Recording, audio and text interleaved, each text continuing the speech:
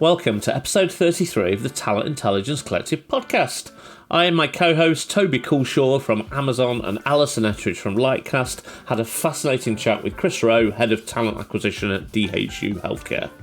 In our news segment, we covered some thought-provoking topics, including Saudi Arabia's ambitious plans to become a global AI hub, the energy implications of AI in data centres, and updated UK disability employment statistics and the ongoing challenges in workplace inclusion. In our conversation with Chris, we explored his journey from military service to healthcare talent, DHU Healthcare's innovative approach to strategic workforce planning, and how they're using predictive analytics to transform talent acquisition in the healthcare sector. We also got his take on equity in the workplace, and of course, the secret behind his legendary cup of tea. Whether you're wrestling with workforce planning challenges, looking to make your talent data more predictive, or interested in how to connect people analytics to real business outcomes, this episode offers practical insights from the front lines of talent intelligence in action. So grab a cuppa, made however you like it, get comfortable and join us for another talent intelligence-packed discussion. Stay curious and stay intelligent, folks. Before we get on with the main event, I just wanted to remind you that this podcast is proudly sponsored by our friends at Stratagens, and here's a very well-spoken chap to tell you a little bit more about them. Stratagens gives HR leaders the data they need to transform businesses with the speed and ease required in today's world. If you're ready to make decisions that aren't lengthy, costly, one-dimensional, or based on gut feeling, visit stratagens.com.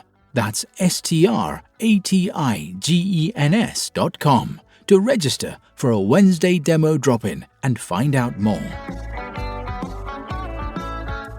Well, look who's back for more talent intelligence goodness. This is episode 33, I think. Yes, 33 of the Talent Intelligence Collective podcast. And trust me, we've got a belter lined up for you today. Yay! Yay, indeed. In the virtual studio with me today, completing our crack team of podcasters, are the dynamic duo Alison Ettridge, spreading the word from Lightcast, and Toby Culshaw, Amazon's talent intelligent wizard. Give us a shout, you two. Yeah. Hope you don't mind calling you a wizard, Toby. It's the beard. Now, speaking of talented folk, today's guest is someone who knows something about building teams. From serving in the British Army to championing employer brands and leading talent acquisition at DHU Healthcare, not to mention being the maker of what I'm told is a legendary cup of tea, please welcome Chris Rowe. Chris, give us the lowdown on who you are and what it is you do. Thank you. I knew it was never going to be as good as yours, Alan. Chris Rowe, Head of TA at DHU Healthcare. So we are roughly 150 million turnover, a not-for-profit social enterprise or a community interest company, essentially providing frontline operational services to the NHS. So two things make up the majority of our business. One you will know of quite well, 111. So we are the largest provider. We cover the East and West Midlands. And the other side of our organisation, which you may not know quite so well, is our urgent and emergency care and our primary and acute care. So essentially everything from a healthcare advisor all the way up to a GP. We staff contracts, frontline services, trusts, and urgent treatment centres. So in the main, you could say we are a healthcare organisation, and I recruit clinical people, but not quite the NHS, which you're more familiar with. Okay. Excellent. Really, really interesting. Look forward to hearing more later when we move on to the interview piece.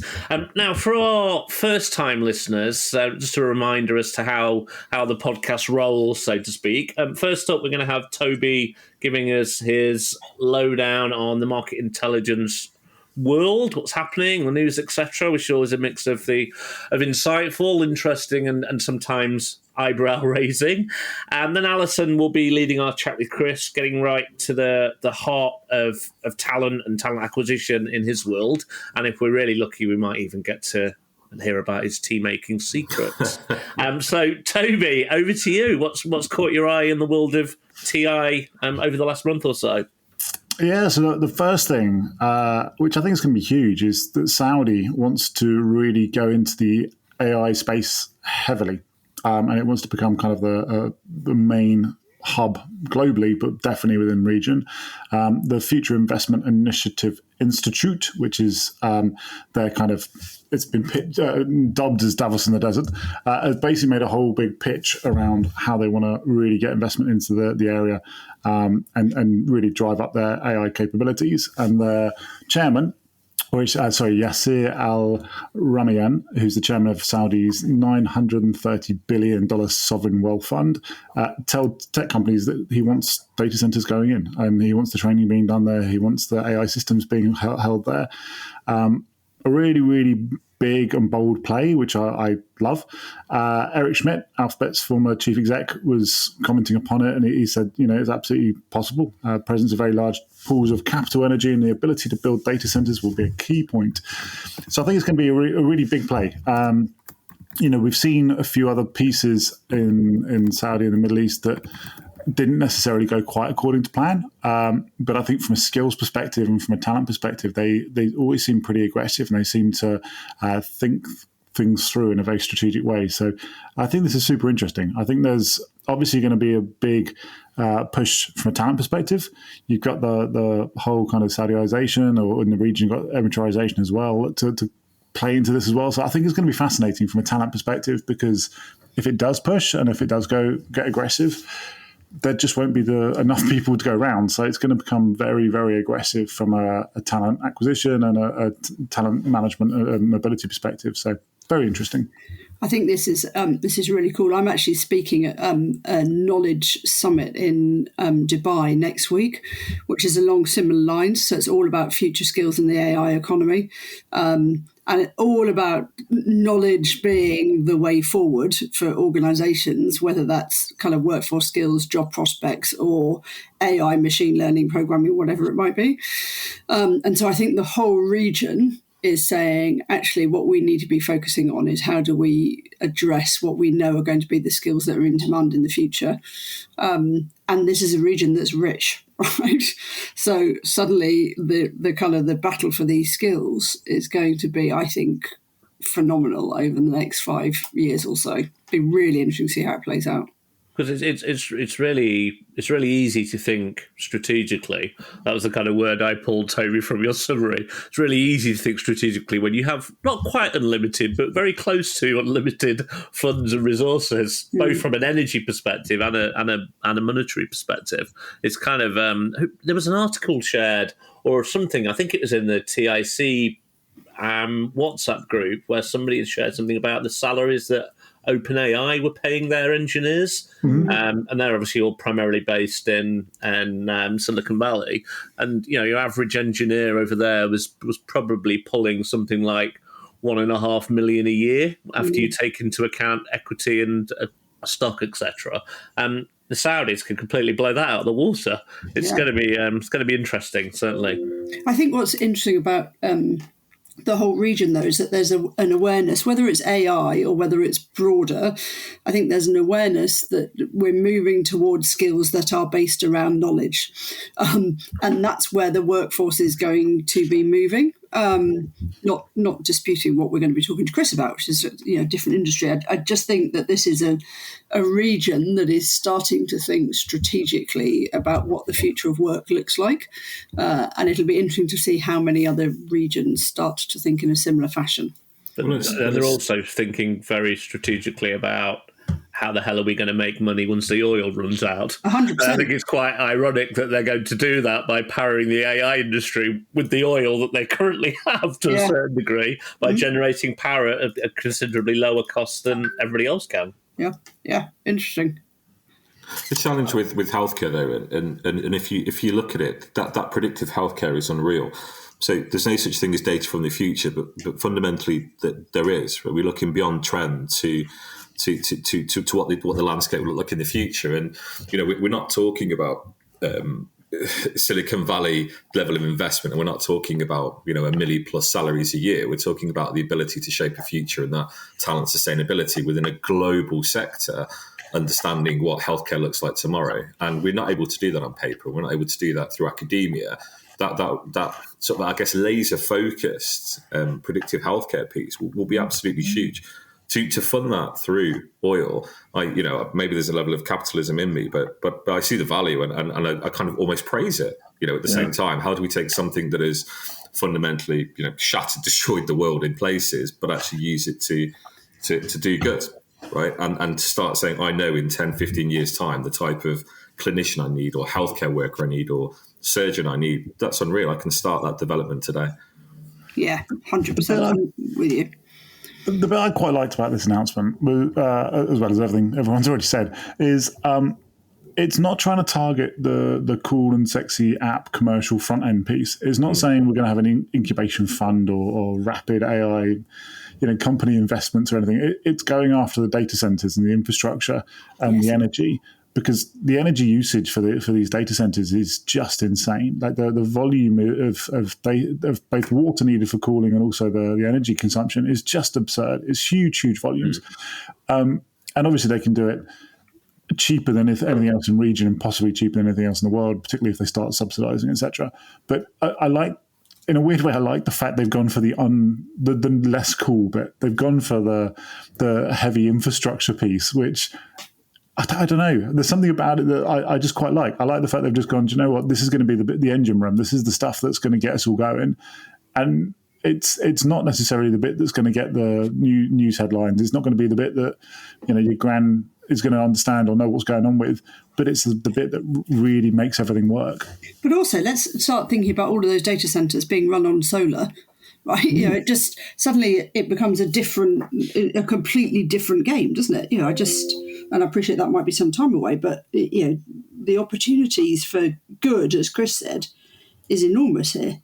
Oh yeah, definitely, without doubt. I did read an interesting side topic here, interesting stat around the energy usage of ChatGPT.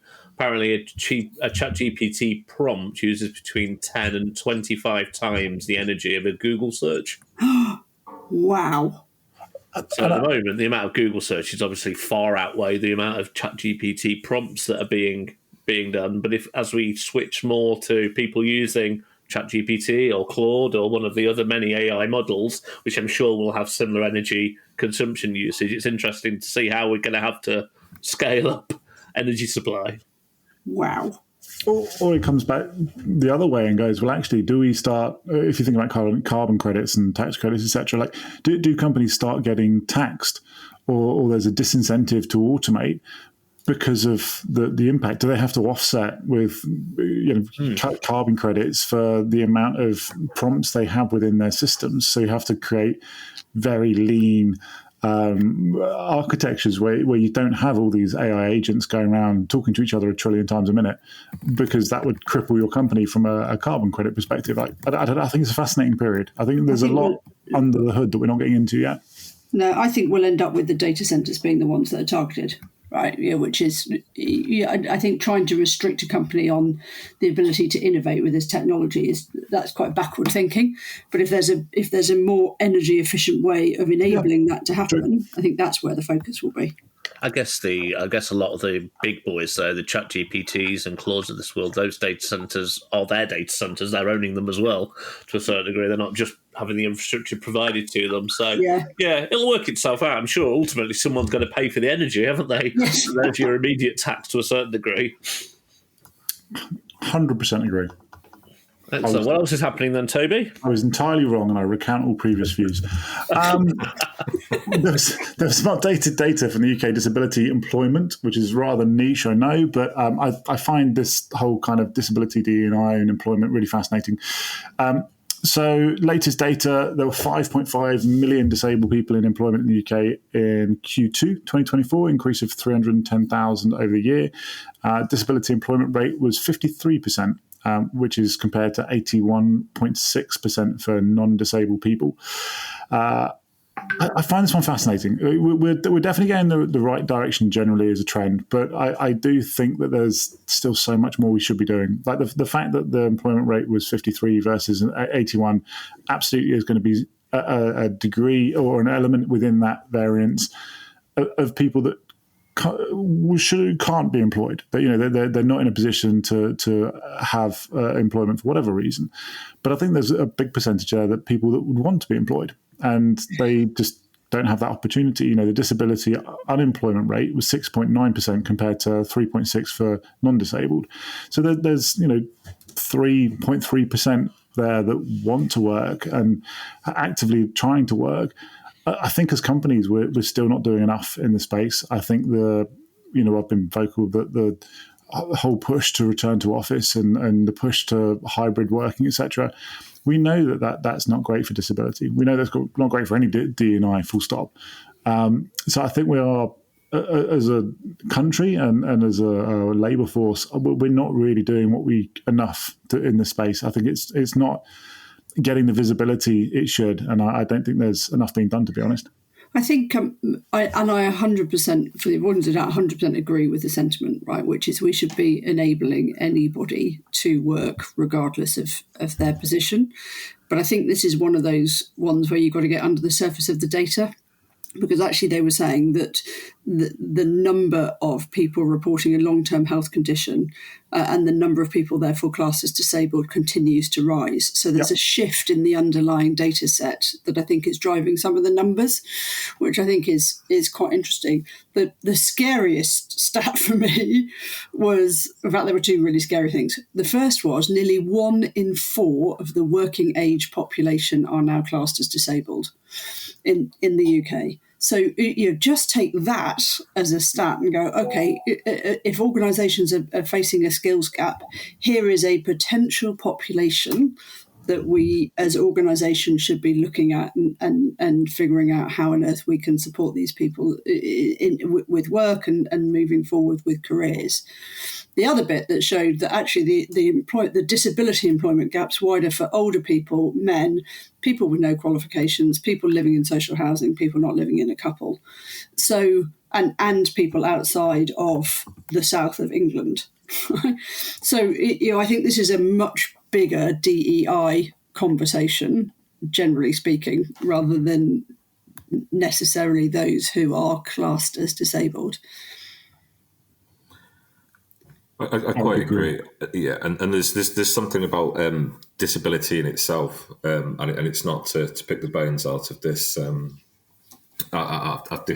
or these statistics, but essentially, I wonder when we look at this, do we look purely at physical accessibility, and we understand disability of the spectrum is absolutely huge, and I use the term spectrum here to describe the entire shape of disability in general, and if we reflect on the rise of ADHD. No, it's not a rise because it's common or it's sexy or fun, and unfortunately has been glamorized in places. Actually, our ability to diagnose quicker, our ability to define what somebody's level of disability is and what they particularly need is huge. And I think that as an infrastructure, we're getting ourselves to the point where it's a legal requirement. We should have physical access into a building, and we might be doing something that's a bit more softer. We might be having mental health first aiders, but there's nothing in the middle that says if you don't have something that I can physically see, that real physical barrier, or you don't have something that needs me to respond to or cure, there's a huge proportion of the population with long-term mental health crisis that aren't being probably identified or being given the level of equity that they particularly need. If you said to somebody, there are 5.5 million disabled people, I think our immediate thought goes straight to, therefore they need there's some kind of physical impairment. Now, and that's not to assume that everybody thinks the same way, but actually what we're missing is a large proportion of talent that we can't harness the great skills that they have because we don't fully understand disability. So I will sit and talk about this for days and days and days. It's the equity element once again that we focus too much on equality, which is important, and not enough around equity to understand bespoke modelling that particular talent needs to be able to unlock that capability. Yes, 100% agree. And why do we think that is? Sorry, I'm just pontificating. I know occasionally I go silent on these things. I was just thinking about what you're saying. Why do we think we're not focusing more on that? Why are we not investing more in that? Why are we not having these frameworks as companies? Because D&I as a topic within firms, it isn't new now. It's been a big topic and an agenda item for CEOs for I don't know, the best part of or at least the last decade. So why are we still focusing on such a narrow remit, or external looking at seemingly focusing on such a narrow remit of where we want to focus our time and efforts and resources? Why are we missing the ball so much? I think that the obvious answer is because it's hard, right? Mm-hmm. And anything that's hard gets done last, right? Doesn't it? Within a business. But I also think there's something about the data and the open. It's a bigger question, right? The data isn't there to give businesses information, or the data is hard to find to give businesses information, and self-reported data is even harder to find, because we live in a society where you wouldn't want to do that, because you're still viewed or judged in some areas of the world. And so I think we end up with this vicious circle of then not nothing gets done, but only limited things get done. The easy gets done, not the hard. And from 2008 to 2014, I was the MD of a diversity, equality and inclusion recruitment business that specifically helped organisations do this stuff better. So although we did recruitment per se, most of our work was consulting with in-house TA teams in terms of how they could do things better, all the way from attraction through to onboarding and a year into the job of somebody joining, how they could better support people, primarily around the disability space, but also the wider diversity bit as well. But back to your point, Alison, I think it was you who said it's really hard. Mm. It is. But also the incentives, interestingly, are not as huge as people pretend. So there are incentives to be perceived to be an equal employer, to be an employer who provides equity for their employees and embraces diversity, et cetera, et cetera, et cetera. And from a perception perspective, if they seem to be doing that, they're looked on very favourably. But the actual ROI benefits in terms of seeing, okay, if we employ more disabled people, does that bring more money to the bottom line? Chief execs don't get it. They really don't see it. They don't get it. They don't feel it's enough of a monetary gain to want to do it, if I'm brutally honest. And I got frustrated by that, and that's why I stopped working in that world, because it felt like an endless battle against the bottom line benefits of doing it. Yeah. Which is the problem. So to a certain degree, there's got to be, I don't know whether it's legislation or regulation or whatever, people or companies have got to see more of either an incentive for doing it or a penalty for not. That's a depressing note to end on. No, sorry, but I lived that world for many years and got frustrated as hell by it and stepped out of it because it just felt like I was banging my head against the wall. And without getting too political, it got a damn sight harder when the Tories got in power. I think maybe it will get better again with Labour being in. Who knows? Well, I think we're on to that next. Yeah, I think we're into that next. And we're going to need to be a little bit careful here, but I think we also shouldn't step back from the fact that there has been massive change already. It's not enough change, and it's not at the pace at which we would like it to be, but there has been change. And we are seeing businesses start to think about DEI and equity in a different way. It's just taking time. There's a huge difference. Oh, sorry, Toby. Go on. No, after you. There's a huge difference between CSR and TA. Yes. And there aren't many chief execs that I've seen, spoken to, met, heard of, or I heard them speak about how their business is powered by talent, and they will talk about people, and they will talk about as a resource, but not about specific talent. So and it's not. I'm just thinking of a number of chief execs in my mind, and they're great people, and that I'm thinking of in my mind, right? And they're at no point have I ever witnessed any of them go, do you know what, we will absolutely steer clear from taking on any of these initiatives because they're too hard or they cost us too much money. The thing is, it's just not a primary driver. We don't, and where we're now in an age of where we're looking at talent diversification to create more sustainability, rather than look at the talent that we do have in the marketplace that we can see and feel and touch all around us, how much is the impact of AI, as an example, going to further move those disadvantaged people down the chain, down the pile? Because now we're looking at how do I better tech diversify? How do I get more bottom line? How do I get more return on investment that I ever got on people potentially? And I'm missing this huge pool of talent globally because it's less accessible for me. Does that make sense? Yeah, it does. Yeah, completely. And I wonder whether, and I'm conscious of time, so I'll shut up after this, but I wonder whether, I remember probably about this time last year, we were having a pod about the SEC filings and how the SEC were getting much more granular on their human capital filings. And we got really excited. Maybe it was 2 years ago actually by now, but we got really excited about it and thought, all right, we're going to finally get some really granular standardized data. And it didn't really ever come through in my mind. There was reporting, but it wasn't standardized. It wasn't structured. It wasn't, you didn't really have that level of granularity to push back on this stuff. And I wonder whether that's where or the SEC or equivalencies are where this kind of gets the teeth it needs, where it's going to be a standardized filing. You have to report on this stuff. There's going to be very structured. And I know there's bits in there already, but maybe it needs more granularity and a bit more teeth. I think, Toby, though, to your point, we have 100% seen, and as a result of the SEC filing, seen an increase in organisations saying we need to have access to our data and outside data. Yeah. So it may not be kind of making it out into the news yet, but particularly US HQ businesses are saying we need to understand this stuff now because we need to report on it. So we are seeing a change. It may just not be out in the open market yet. Good, the change is coming. All exciting. Change is coming. Just not as fast as we'd like. We get any more news, Toby?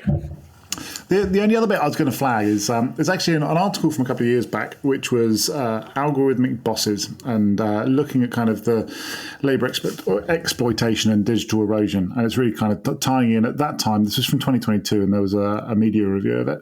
But at the time, it was looking at digital platforms like Uber and Grubhub and TaskRabbit, etc.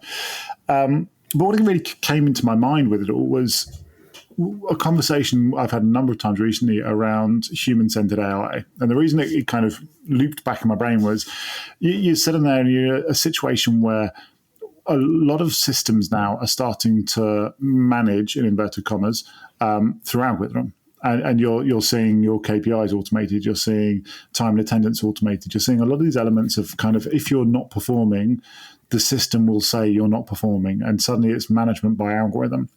And I think it's something that really came through in my mind around this human-centered AI to really kind of reiterate we need to be really clear about what we want to be as workers and managers and leaders in companies, because the systems and the tech coming through can do some wonderful stuff. It can be weird and wonderful. You could have a whole, a digital twin of Toby that could probably do a far better job managing people than I could. But where do we want to draw that line, and how do we want to do this? And I think we need to be really, really careful how we set this up, because systems will manage effectively. They won't necessarily be the system that people want, but they can manage very effectively. And I think we're in a kind of a dangerous period because we're seeing so many organizations getting rid of that middle management tier. We're seeing kind of the flattening of organizations, spans of control increasing. So managers are going to look to tech for more support operationally because they just don't have the time to manage such large teams anymore. And I think we've just got to be really careful about being deliberate around this, because I think that algorithmic governance could really, and algorithmic management could really roll far further and far faster than we're prepared or want it to go. I think this is, and I didn't read the article in depth, so forgive me, this is a pretty uneducated view. But I think if we look at what the opportunity in AI and other technologies is, actually it can remove some of the bias that is associated in an employee and a manager relationship and start to look at data and facts and less about, does Bob like Sue, or the other way around, or whatever it might be, or is there a clash of personalities? And I think that with all things tech, right, as we're approaching this, we've got to be able to make sure that we're legislating against the bad, but recognising the enormous good, as Chris was saying earlier, in terms of healthcare and what the opportunities for predictive healthcare is. There is such enormous good in this tech that we should be legislating against the bad, but not stopping the opportunity that we're faced with. Yeah, I think that's a good call out. Great call out. You often get the perception is reality, and you think, well, no, it's not. Reality is reality. What I'm delivering is reality. So a system that could highlight that better, and we were talking about DE&I earlier, that it could have huge ramifications in a positive way from the DE&I perspective. That's what I think. I just think that overall we need to be seeing this as an opportunity for change, and a way of avoiding some of the kind of one-on-one people clashes, for want of a better way of putting it, that have happened in this world for centuries. I think the danger, though, with that equally is the personalisation, like that context of, all right, somebody might not be hitting their KPIs, but what's going on in their life? What are the issues that are causing this? How can we address that? I think we've got to be careful as managers to maintain control and not let the algorithm make the decision, because the reality is then you are going to get situations where the context won't be accounted for and it will be purely KPI driven. So I hear you and I agree, but I do think we've got to make sure we've got a hand on the steering wheel for this stuff. 100%. And with luck, it will create better managers, because it will create managers who actually want to ask those questions and with a focus on some of the softer skills. It goes back a little bit, doesn't it, to what Chris was saying earlier about equity. If everybody is managed the same because they're managed by an algorithm, then we're not actually managing people fairly, because actually with equity you do need to manage people differently, and you do need to assess their individual needs as a person, as a human being, in terms of what makes them successful and what doesn't. So it's definitely getting that balance right. I think my bigger worry about all of this is that, and you know how much I've embraced AI, Toby and Alison, so I'm definitely not a skeptic from a technology perspective, is that when maybe we have algorithms making most of the managerial decisions, what work is left over for humans? Yes. Are we going to be doing only the things that AI can't do, or robotics can't do, for example, which probably isn't very interesting work to a certain degree. We're going to sit on beaches and drink gin and tonic. Yeah, of course we are. Love it. It's not. I think the thing that we forget is that it's not kind of like some magic thing. Somebody still has to create it, right? So somebody's still got to create the AI, and we've still got to be feeding it, and we've still got to be putting the creativity in to make sure that it's current and relevant. Claude and ChatGPT rely on data from us in order to produce their answers. Yeah, and policing it and auditing it, and other things that go with that. We're talking more and more about the rise of AI bias, right, and its own biases, and that. Yeah. I won't quote the company or the relationship I've got, but a huge $2 billion organization just. Its recent CRM just crashed and burned because no legal team would now touch the AI elements to it, because by the time they actually went back through and audited it after something like 6 months, it was already a 50 to 55% bias rate, which is just wow. You're right, it's unreal. And why don't you have that question before you buy a global product, right? But all it's done is create more and more questions for us. So the policing and governance and auditing of AI. Yeah, it's about as sexy as pushing a broom around a room, right? But if you like doing that, then so be it. But yeah, I can't envisage a day where we've got the rise of the machine. This is more about how do we better utilize technology as a tool rather than truly see it take over. 100%. Excellent. Shall we move on to your piece, Alison? Let's talk to Chris, because otherwise we're going to talk about budgets, and that's just depressing. You okay with that, Toby? 100%. I deliberately didn't want to talk about the budget because it was so depressing. I'm going to spend the next hour talking to you about the budget and healthcare. Oh yes, it probably will do. That's okay, as long as it's got context to it, and it's not just Alan and Toby against Alison politically. That would be good. Okay. Cool. Okay. So, Chris, thank you for agreeing to talk to us, and particularly because what I like about this is that you're not a regular listener to the podcast. And actually, it's I think that will bring a different flavour to the conversation, which is really cool. You talked a little bit at the beginning about current company, but actually you've got a really interesting career, right? You started life in the army. And then it looks to me as if lots of the work that you have been involved with over the years has been kind of not-for-profit, care, public sector. Does that shape your personality, or is it who you are? God, I think a bit of both, Alison. I won't wax lyrical about the armed forces, but there's a reason why I'm not still in the army. You hit a certain point and you grow up, right, and you start having a view of the world, and they didn't align for me. And then like most, I tripped and fell into recruitment. Mm-hmm. I left with. So I was a military policeman and did not want to be a policeman any further. So mm-hmm. I didn't really leave with many skills. And so so I landed in sort of that multi or managed site provision type recruitment. After a few years, when you're doing margin business and your moral compass is spinning faster than the earth. Yeah, you stop, right, and then I started to struggle conceptually with, I've managed to accelerate my career and catch up with my peers. At that time, I felt I'd fundamentally lost whilst in the forces from a professional perspective, and then trying to work out where I wanted to go. I think initially I followed the money, but I was really quite fortunate because I went through a number of interim gigs that. It helped me and it helped that organisation, right? I work better off small, quick milestones, quick wins, and absorbing as much information as possible. And, they're paying money, they want something done. They don't want an interim that sits there doing nothing and becomes a financial black hole. And along the way, I met some really great operators. And I met some not so great operators, right? But I met some really cool people that allowed me to almost be mentored without that kind of official, relationship in place. So then when it became less about the money, it was more about the organisation, and I was working in utilities when they started to hit home. And truth be told, I don't think I cared about the end user, the end customer there. It was about the provision of a labour force, not the fact they were digging up roads. I didn't really care until I was sat at traffic lights, at roadworks, and then I started to realise the impact on people.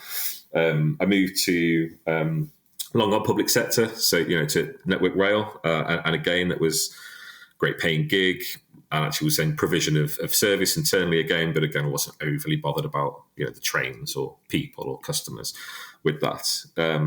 Landed in healthcare, and it was my last contract, and realised I would never work at that point for the NHS again, because I'd come from private sector, big business thinking and mentality to, oh my God, why are you doing these things? Your life could be so much easier. Oh, but yeah, now I understand. You've got, 30 layers of red tape to get through before you can have that decision even looked at. So I came out of healthcare, I came out the interim world, and I was like, I'm just gonna get a full-time job. I'll take something easy and just try and find my way now. I know I wanted to run a function. I know I wanted to run teams and enable those teams and, really empower and grow great TA professionals.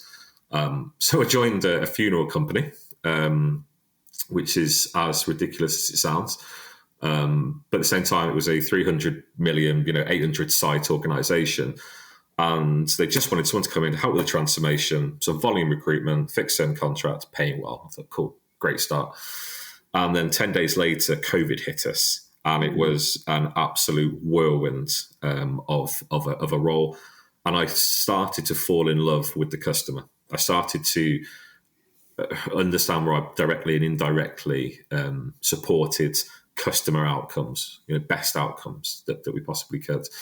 Then moved from there to social care and felt even more at home.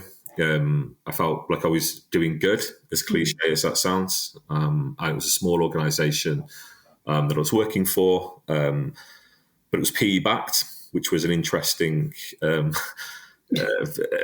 shape of an organisation, private equity and social care. But I understand why it is the way it is. And then from there, moved to where I am today, to DHU Healthcare. And the reason initially that I chose a CIC, apart from following a great colleague, was all of that frontline opportunity, all that support that you can give as a healthcare provider, as a health service to the UK, to patients in need, but without that bureaucracy, without that real hierarchy and red tape.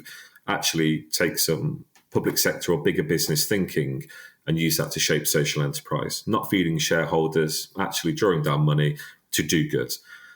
Moving away from that, we shouldn't privatise healthcare, to actually how do we shape and grow and empower a healthcare workforce to enable better patient outcomes, which is why I'm where I am today. So a long-winded way. Did it shape me? I think I've grown and adjusted and adapted over the years, Alison, around it's no longer just putting a bum on a seat, those early, margin days, to now it's about understanding the sector and its sustainability and its needs with a talent lens. And at the same time, it's the softer things, the warmer things in life that I like, which is people coming to work to do a great bloody job for people at a time of their need. You sound, we haven't met in person, Chris, but you just sound, everybody listening to this is going, oh my God, what a nice bloke. And I think there's something about, and I think you put it into language, which is I fell in love with the customer. I suddenly realised that what this was about, it was empowering better patient outcomes. And therefore that brings a completely different lens to the way that you hire, but also to who you hire. How do you think you get your team to embody the same feelings that means that it actually impacts on the people that get hired in the organisation? I think it's tough, right? And I think I've tried to answer this in two linear, two binary type ways before. There's an obvious. It says, understanding your role, understanding your connectedness to the organisation and where you fit. The other side, I think it's the evolution of my own leadership styles have, funnily enough, come from this organisation.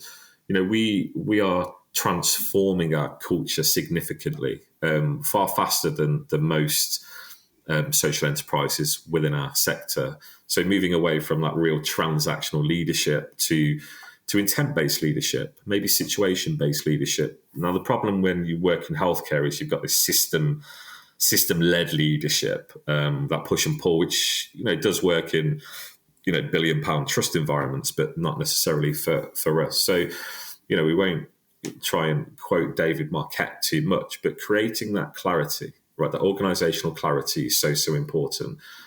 Defining that technical competence and whether somebody's got it or not, or what do they need to become technically competent. And then the last stage, moving that authority to where the information is. And that was a key change for us. So, I've gone into organizations that are at differing stages from a TA perspective and gone in and playbooked it for them and said, oh, cool, that's where you are.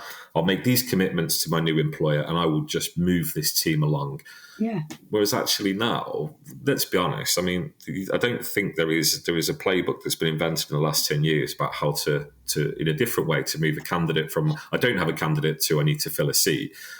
But giving that back to the team themselves, you very quickly understand who's in this for the long haul and who's not, who really wants to do right by the person and treat the person like you treat the patient fundamentally. Well, one, in our organisation they are, and our consumer brand and employer brand, run hand in hand ultimately, and that's a great symbiotic relationship when trying to amplify roles and careers. At the same time, they create the environment where candidate experience comes first, process and procedure comes after. Now, that's not to say they do wacky, chaotic things. That's not to say they do inequitable things or, we just make it up as we go along. But actually understand what it is you're trying to do, the customer, the candidate, and then work your way back from there. And the team don't even realise how high-powered they become and how high-powered they've become and how quick that they have evolved or gone through that change curve.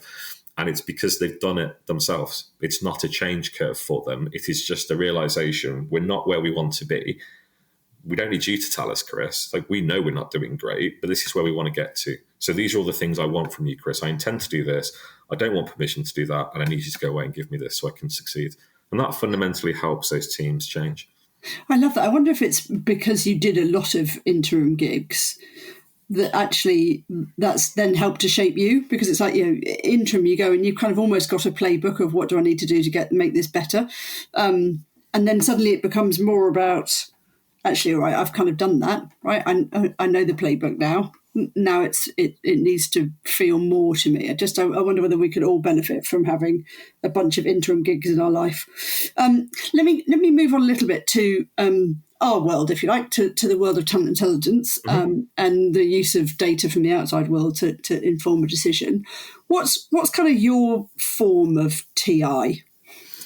I think anybody that knows me that's listening to this, or any other content that I push out of late is purely around strategic workforce planning, and I think it's been used through the years in and it still is, right, in various ways, but again it's still probably used in a linear aspect that says I just want more lead time. This is a recruitment metric, and it's absolutely not. One of the things, the drums I bang, is about business continuity. The same way that, if I run a fleet, I need to know when, my vehicle needs MOTing, when the tyres are going to run out, the tax, and, all the great things that we have to do with a vehicle. Cool. That's the same as a person, fundamentally. They are my fleet. They are my vehicle to be able to get from where I am to where, I want to go, but without flogging them, along the way. So predictive information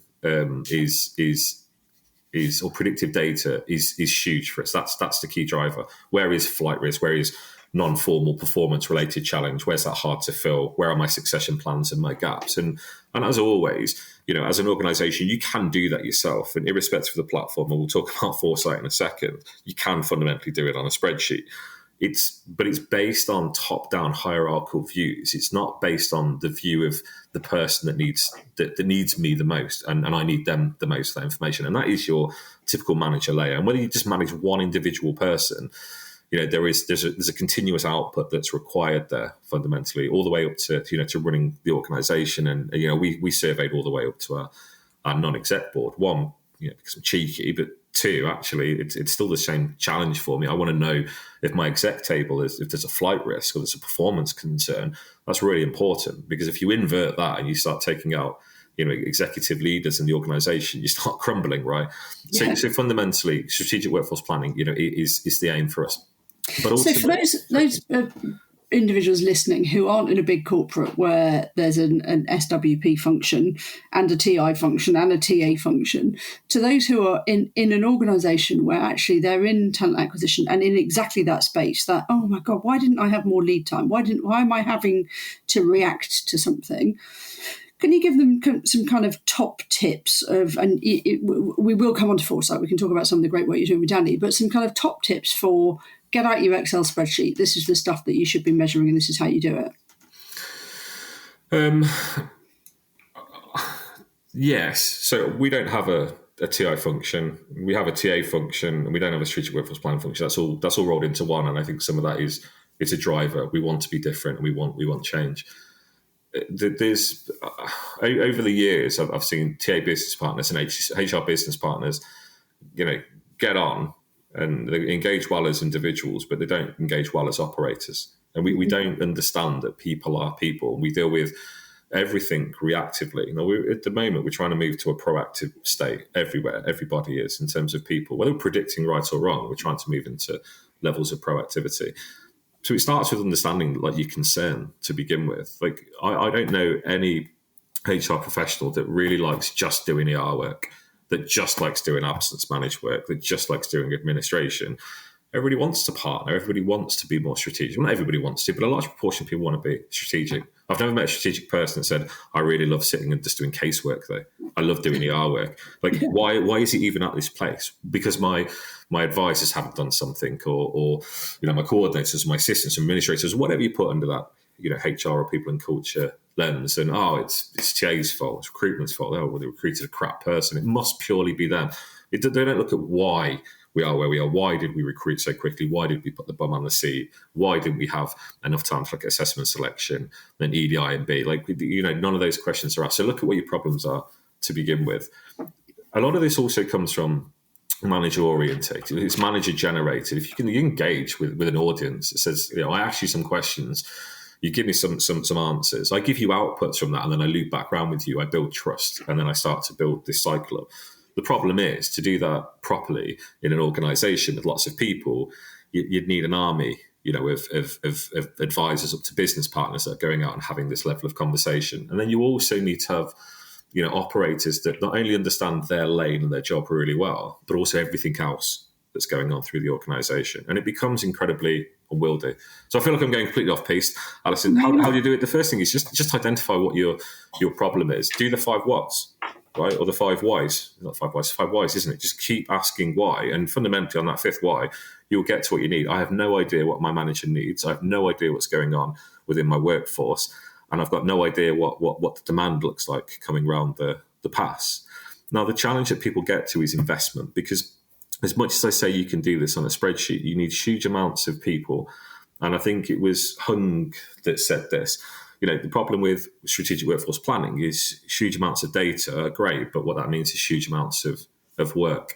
So that was the other challenge. How do I get a group of very busy, people-oriented operators engaged in something which fundamentally is going to give them more work, but also show them that if they do this work, they'll be, achieving benefits at the back end. And we've taken various approaches to this, Alison. Some of it was gamification. Some of it was showing, ROI based on their salary, what they give back to the organisation, where they fit. Some of that was just through accolade and going, you're not just this little HR person who just deals with things every day. Like, you're a key component in the organisation, and this is, what you achieved. And again, like with everything, you need that top-down buy-in. If your HRD doesn't get it, then there is no way that unless you've got budget held down at, sort of junior and mid-management layers, that you're going to get the level of investment that you need. But you get that HRD buy-in and your finance director sort of buy-in, get that seat at the table. That's the game changer within an organisation. So we are just a healthcare business, Alison, at the end of the day. That's the way people will look at this. And I can't just be a healthcare organisation, or it can be a healthcare organisation that's got a 400-day lookout on what my succession planning needs to look like. I can be a healthcare organisation which draws down public funding and constantly increases the cost of its contracts because we need to retain and develop our people. Or we can be a healthcare organisation, that cost saves £1 million every quarter and puts that money back into our people. And that's the difference for us. And how much of that, we've mentioned foresight. Talk about some of the work that you've done with Danny to help to put that into a language and visualisation that the organisation can understand. Yeah, it has to be as simplified as it possibly can, but not simplified to the point where people don't get the message that, therefore understand it. What Foresight recognised and what we've recognised in collaboration with Foresight is that all this information is sat in managers' heads. And I don't know the term manager, but fundamentally, a manager, it all sits in their head. And we have to create this communication highway to get that information out of there. And that absolutely comes with tech. I think that it helps that with Foresight, they understand our sector. And by that, I don't mean they need to be healthcare professionals. They need to understand the impact of us and our infrastructure within the UK. And that talent doesn't just mean putting a bum on a seat as fast as you can. We've done the rise of recruitment marketing. We've done the rise of employer branding. And we seem to still not really want to embrace strategic workforce planning. Well, I'm sick of spending all of my money after the event because I haven't realised that somebody's leaving the organisation or left the organisation. Actually, I want to do all that up front. And the last thing I think with Foresight that they fully get is there is a fine balance between, yes, people are people, they're human beings that run the organisation, but we need to understand that, businesses, management groups require business continuity. Or continuity of output, fundamentally. We know that the NHS is understaffed. It's around 70%. We know the burnout it creates. We know the knock-on effects when, we're going through to agencies because they're snatching up all of the, the labour, paying them more money than pumping them back into the system. Actually, for us, we need to understand what it requires to deliver the output of our service, and fundamentally it's patient outcomes here. And across those services, how do we predict the gaps before they happen?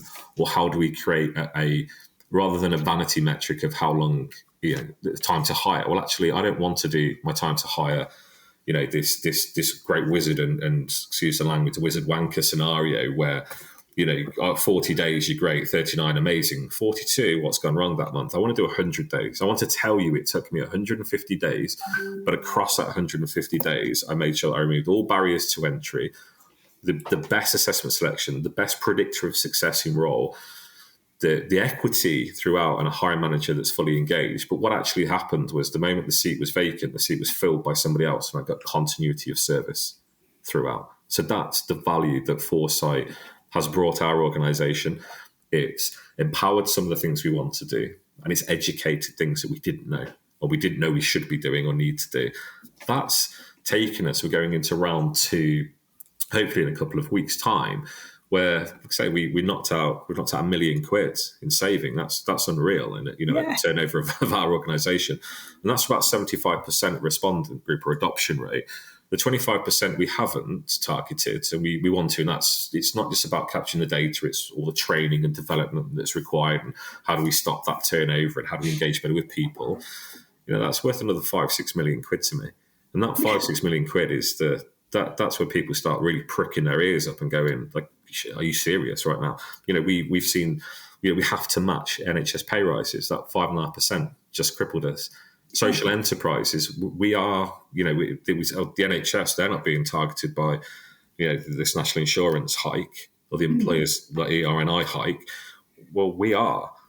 So we still have to deliver the same level of service, the same level of person, the same skilled person, but we are about to face, that challenge. And that's huge for us as an organisation. We're not talking about, the private sector where firms are going to, they're losing, millions of pounds, and therefore they'll create layoffs, and that creates an opportunity where we'll snatch up labour.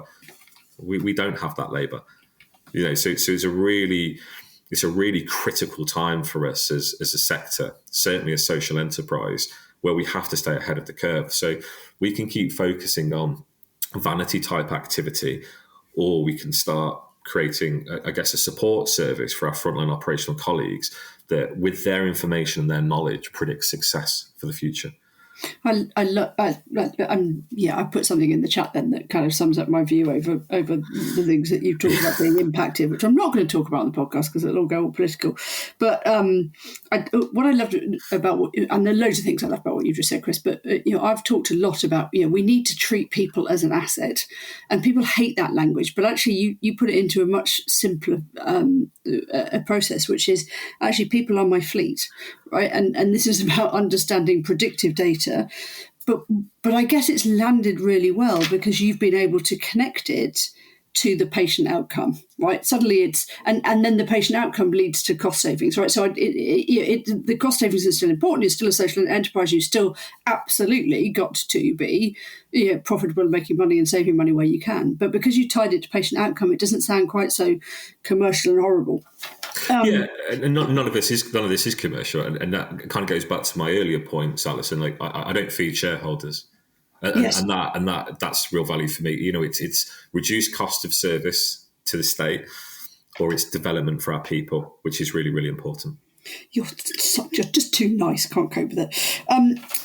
I guess lots of what you've talked about is looking in some ways at the data that you've got internally in order to help you predict. How much external data do you bring in around either labour market or trends that then help to inform those decisions, or is that kind of next stage 3?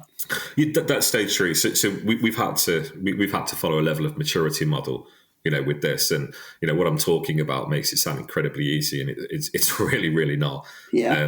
But it's worthwhile. So that ultimately is I guess is next in terms of our maturity. So what does our entire talent landscape look like?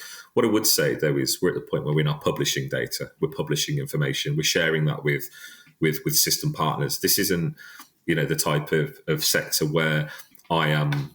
Well, it depends who I say this to. Of course, I don't want to lose any of my talent, but at the same time, I could go and stand outside of any trust with 20, 30 grand's worth of marketing budget and just snatch the labour straight away. The soul had just come out of of their recruitment functions and their operational functions, and I could just pull the labour, and that's a real challenge for us. How do I create an environment where you come and work for me, where but by doing so, really wholly impacts, my hyper-local NHS infrastructure, which is a challenge in itself. But we're starting to share information, because the next step in that dream really is about that talent cycling and that talent sustainability. Like, cool, I've got this apprentice, I'm working there, so there's a Royal Derby hospital called, like, there's your next HCA. Oh, that's your healthcare assistant. Cool.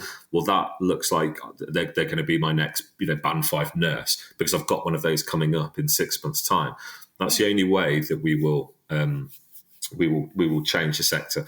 Secondly, I think the other side of this, and I've got to be very careful how I say this, but agency proliferation and the proliferation of healthcare, people across the UK is absolutely huge.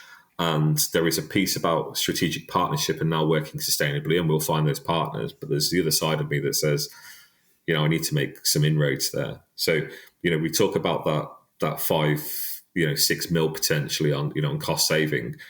Behind that sits another 8 to 10 million in terms of agency spend. Wow. That's a huge amount of money. It's a sick amount of money. And the way in which we will do that fundamentally is as a sector, we will start to share talent in a more sustainable way. There's massive opportunity.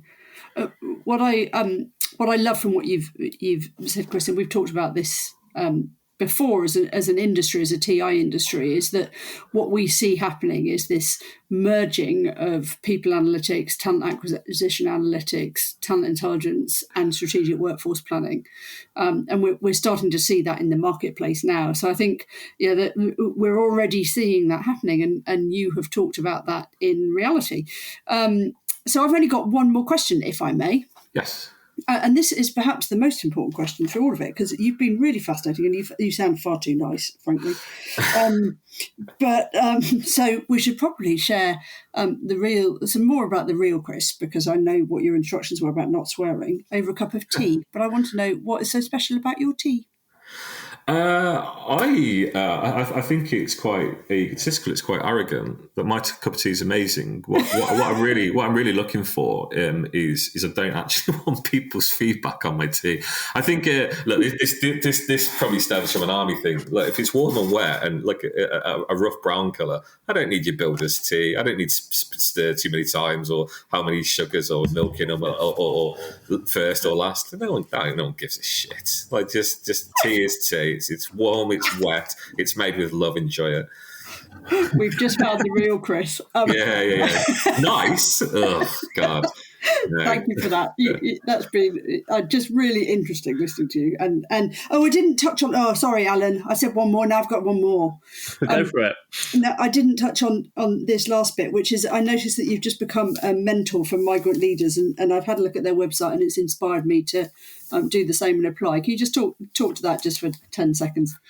Yeah, look, first, second generation migrants. I don't think we need to delve too far into the migrant element, but we're talking about a really disadvantaged group of people. I mean, the dream is that we take this into the organisation, but all things in due course. But I guess my challenge to anybody listening is, one, go and take a look at who migrant leaders are for a start, if that resonates with you, and two, you use the power of your privilege. And I think that's the other thing I'm learning a lot nowadays, or recently, the power of my privilege, whether that's alliance, whether that's mentorship, whether that's creating equity, whether I'm I'm sure you've seen the equity thing where people are looking over the fence. Like, cool, maybe I should be on my knees and you're stood on my back. Maybe that's what equity should be. So yeah, if you care and you've got some free time and you want to do something with your privilege, go and help people that are so desperate to work, so desperate to learn and be educated, and give them that leg up. Awesome. Thank you. Thank you. Excellent. Well, we've somehow got to an hour. That went very quickly. You know what they say, time flies when you're enjoying yourself. Chris, thanks for that. That was excellent. And Alison, as ever, thanks for leading the march on the interview bit. Chris, how was that for you? Oh, horrendous. Absolutely horrible. First podcast. Good. We like to make it that way. So. Don't say that. Actually, I think it's easy that you can't see your face on the screen. I think the first time I went on a webinar, I was so excited, and it was in a busy call centre next to the kitchen at lunchtime. And I couldn't hear myself clearly, and you could see in the chat and stuff on LinkedIn, because all you could hear was pop, ping, from the microwave next to me. So every time I've gone on afterwards, and then I'm worried about my face and how I look, and don't look bored, and don't put your head in your hands. So yeah, it's been lovely. Thank you. We tried to do this as a webinar or with our face. It didn't work, did it? We all went all a bit polite and stopped talking over each other. We did. Yeah, we've improved. Well, anyway, thank you, Chris. Much appreciated. That was really, really insightful, really interesting to hear your perspective of someone who's actively in the world of TA. It's great. Thank you to everybody for listening. And as ever, hope you've enjoyed today's chat half as much as we have. And as ever, do us a favour, make sure you share it with someone else who needs to hear it, whether they're in talent, TI, HR, or just appreciate a proper made cup of tea. It doesn't matter. Get it shared out there. So stay curious, stay brilliant, and more importantly, stay intelligent, folks. Bye. Bye. Thanks for listening. Before you go, I wanted for the last time to remind you about our generous sponsor, Stratagens. Here's that posh chap again, telling you about their fabulous product. Stratagens gives HR leaders the data they need to transform businesses with the speed and ease required in today's world. If you're ready to make decisions that aren't lengthy, costly, one-dimensional, or based on gut feeling, visit stratagens.com. That's stratagens.com to register for a Wednesday demo drop-in and find out more.